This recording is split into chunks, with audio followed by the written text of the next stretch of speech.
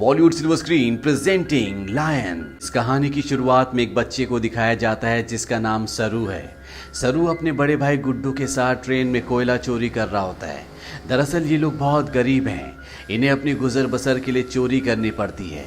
ये दोनों ट्रेन से बहुत सारा कोयला चोरी करते हैं और उस कोयले को एक दुकान में बेचने के लिए जाते हैं। उसी दुकान में जलेबियां भी बन रही होती है। सरू अपने बड़े भाई से कहता है कि मुझे जलेबी खानी है। उसका बड़ा भाई कहता है कि एक दिन मैं तुम्हें जलेबी ज़रूर खिलाऊंगा।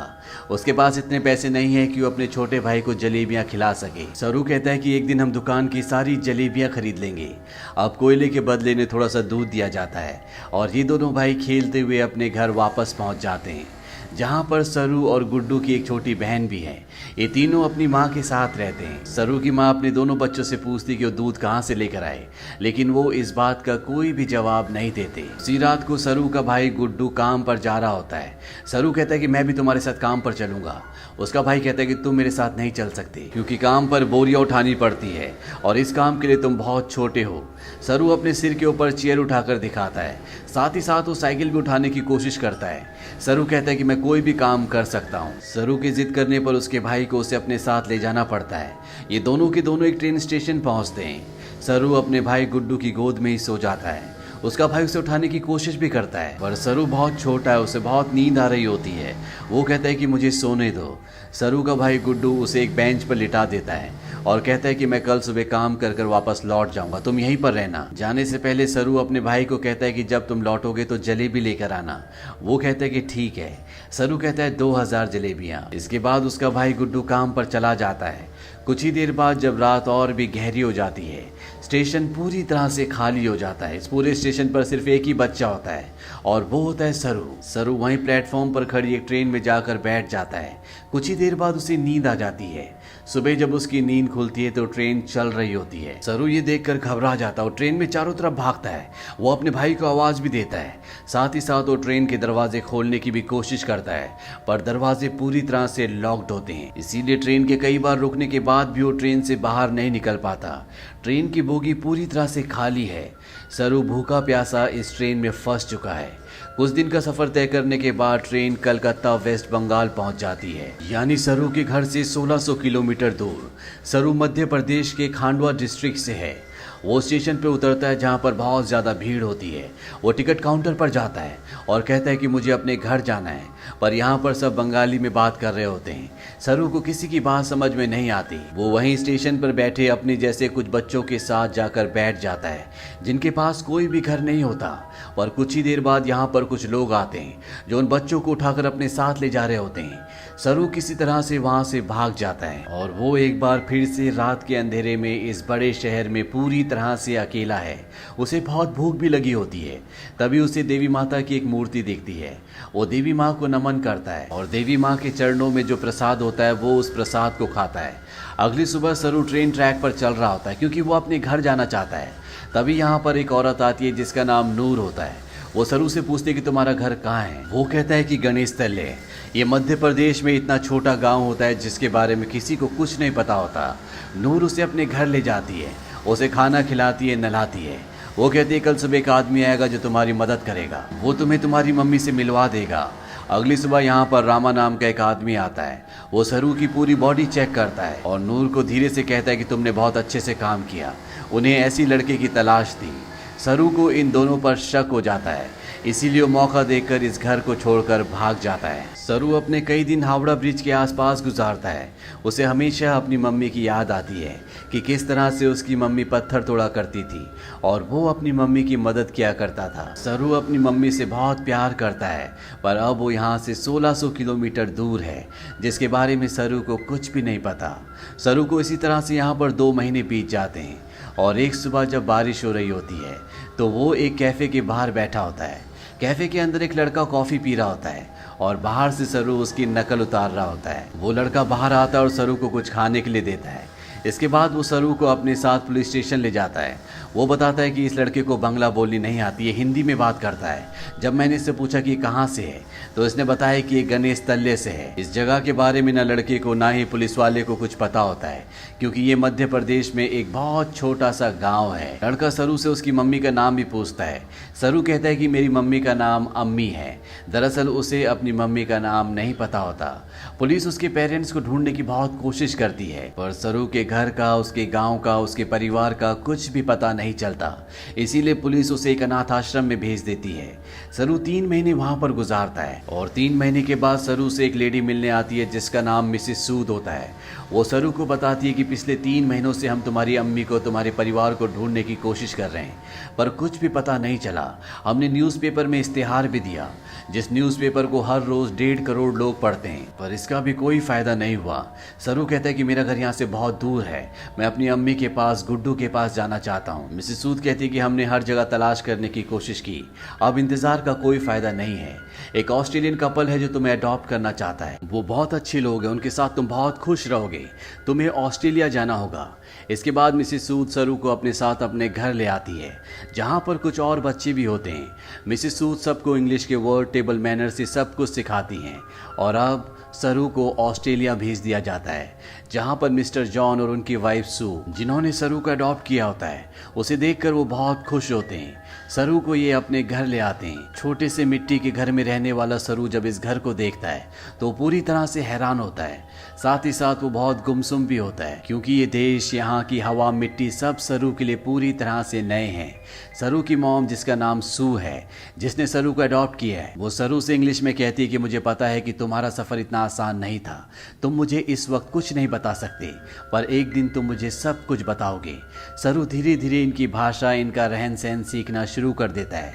बहुत जल्द वो इन सब के साथ कंफर्टेबल हो जाता है। मिस्टर जॉन और उनकी वाइफ सू सरू से अपने बेटे की तरह प्यार करती है।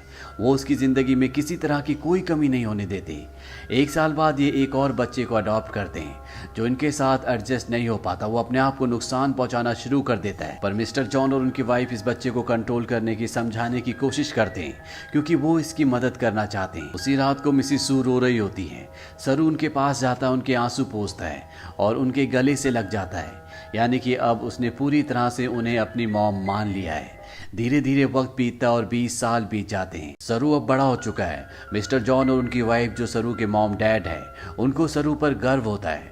वो होटल मैनेजमेंट की पढ़ाई करने के लिए मेलबॉर्न जा रहा होता है। वो अपने उस भाई से भी मिलता है जिसे मिस्टर और मिसेस जॉन ने सरू के बाद अडॉप्ट किया था, लेकिन ये दोनों एक दूसरे को पसंद नहीं करते। सरू अब होटल मैनेजमेंट की इंट्रोडक्टरी क्लास में पहुंच जाता है, जहां पर सब अपने बारे में बताते हैं। सरू कहता है कि वो अपना होटल खोलना चाहता है, साथ ही वो ये भी बताता है कि वो इंडिया में कैलकाटा से है। इसके बाद यहाँ पर जितने भी स्टूडेंट्स होते हैं वो सब के सब हाउस पार्टी रखते हैं, जहाँ पर सरू भी जाता है। यहाँ बहुत सारे इंडियन स्टूडेंट्स भी होते हैं, इसीलिए यहाँ पर खाने में बहुत सारा इंडियन फूड होता है। और सरू जब वहाँ पर जलेबियाँ देखता है तो उसे बचपन का वो लम्हा याद आ जाता है, जब उसने अपने भाई गुड्डू से जलेबी खाने के लिए कहा था और जवाब में उसके भाई गुड्डू ने कहा था कि वो उसे जलेबी जरूर खिलाएगा। सरू ने कहा था कि एक दिन वो सारी जलेबी खरीद लेंगे। सरू को जब ये लम्हा याद आता है तो उसकी आंखों में आंसू आ जाते हैं और वो अपने दोस्तों को बताता है कि वो कैलकाटा से नहीं है, वो किसी और जगह से है।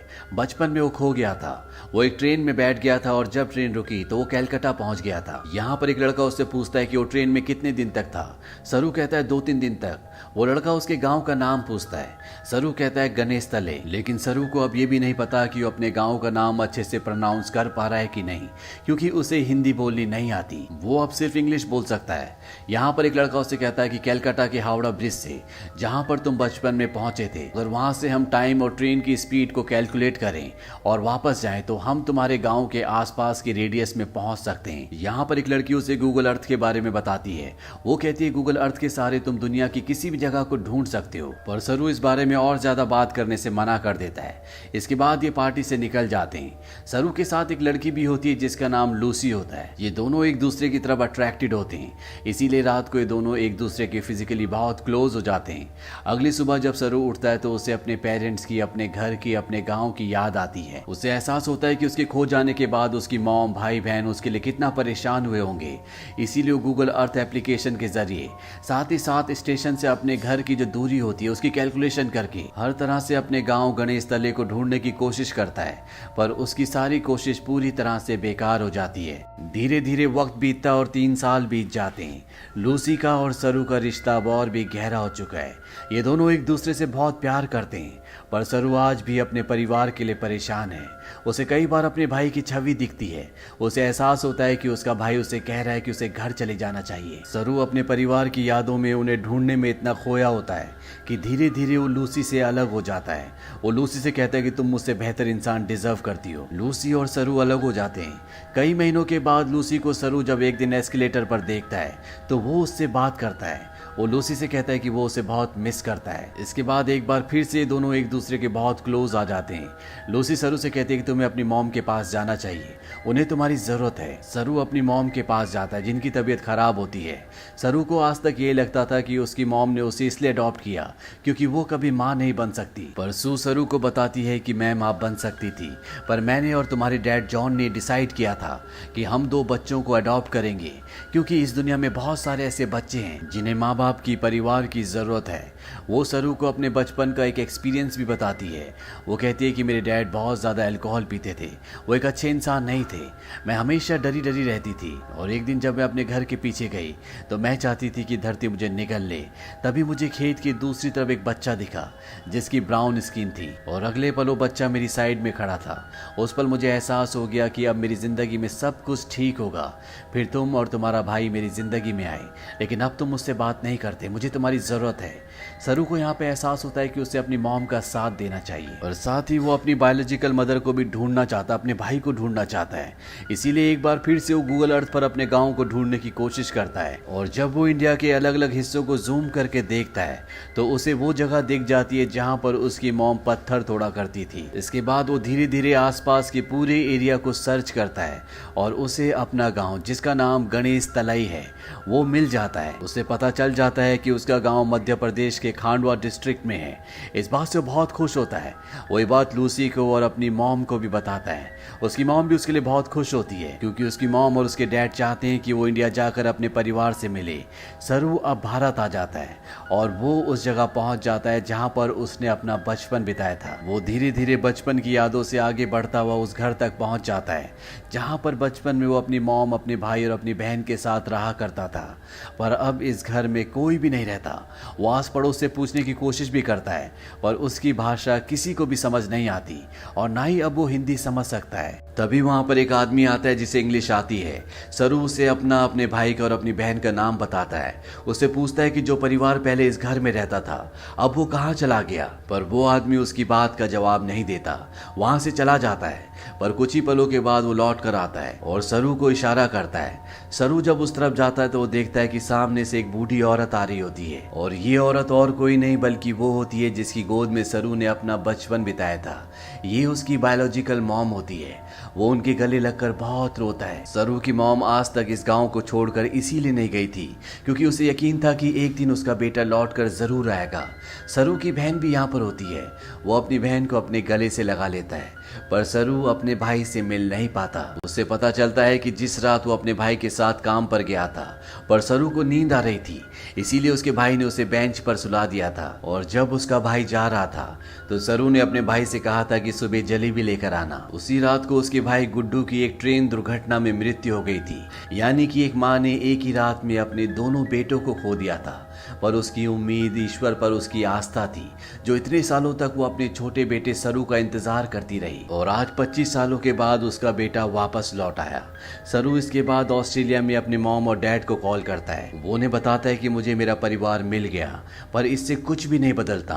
आज भी आप मेरे लिए वही हो जो पहले थे, आप मेरे मॉम डैड हो। इसके बाद सरू उन सभी जगहों पर जाता है जहां पर वो अपने भाई के साथ खेला करता था और इन जगहों पर जाकर उसे अपने बचपन की याद आ जाती है जब वो इन्हीं रास्तों पर अपने भाई के साथ चला करता था। सरू को यहाँ पर एक और बात पता चलती है कि उसका नाम सरू नहीं बल्कि शेरू है, जिसका मतलब होता है लायन।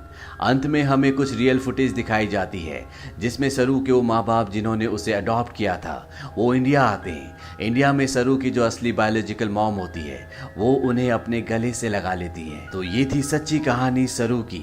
ऑफिशियल रिपोर्ट्स के मुताबिक पता चलता है कि भारत से हर साल 80,000 बच्चे गायब होते हैं, लेकिन उसमें से 1% भी बच्चे ऐसे नहीं हैं जिनकी किस्मत सरू की तरह हो।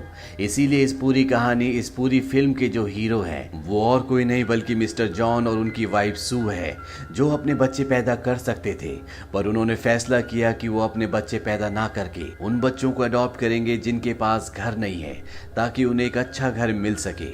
अगर इस दुनिया में हर एक इंसान की सोच इसी तरह से हो जाए तो ये दुनिया स्वर्ग बन जाए। तो ये थी पूरी कहानी फिल्म लॉयन की। ये फिल्म सन 2016 में रिलीज हुई थी। IMDb पर इसकी रेटिंग है 8। इस फिल्म का बजट था $12 मिलियन और बॉक्स ऑफिस पर इसने कमाई की थी $141 मिलियन की। उम्मीद करते हैं कि ये कहानी आपको पसंद आई होगी।